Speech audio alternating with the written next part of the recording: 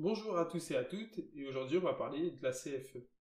Alors qu'est-ce que la CFE? Eh bien c'est la cotisation foncière des entreprises, qui est un impôt local dû par toute entreprise et personne exerçant une activité professionnelle non salariée. Alors, qui doit payer la CFE? Eh bien les sociétés, par exemple, les SARL, SAS, SA ou SCI par exemple, mais également les entrepreneurs individuels, dont les micro-entrepreneurs. Alors il y a plusieurs critères d'éligibilité à la CFE, et le premier, c'est que le chiffre d'affaires doit être supérieur à 5 000 euros.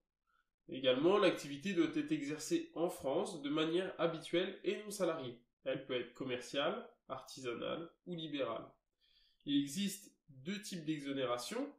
L'exonération permanente, donc on est en dessous des 5 000 euros de chiffre d'affaires, mais également l'exonération temporaire, sous condition et sur demande.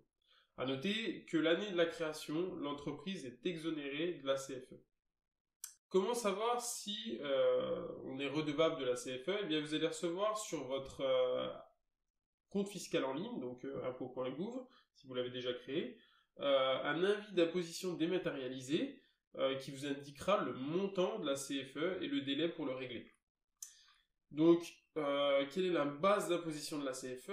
La CFE est basée sur la valeur locative des biens immobiliers utilisés par l'entreprise en année N-2. C'est-à-dire que pour la CFE de 2023, on se basera sur la valeur locative des biens immobiliers de 2021.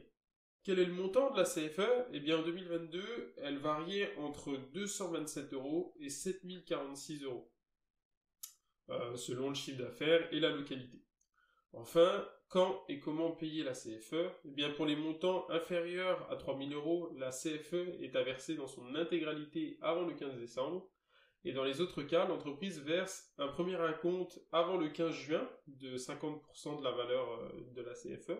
Et enfin, le solde restant est versé avant le 15 décembre.